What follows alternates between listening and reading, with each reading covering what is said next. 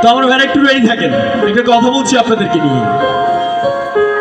প্রত্যেকটা ছেলের জীবনে, প্রত্যেকটা ছেলের লাইফে এক একটা ছলনাময়ীর নাম থাকে, আর সেই সব ছলনাময়ী গুলা বড্ড বেশি বেঈমান।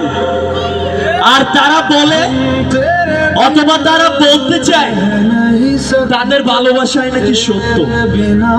তাদেরকে আমি যুবরাজ বলতে চাই, মেয়ে মেয়ে তোমার ভালোবাসা যদি হয় সত্য, মেয়ে তোমার ভালোবাসা যদি হয় সত্য, তাহলে পুরুষ কেন আজ ভালোবাসা ছেড়ে নেশায় আসক্ত?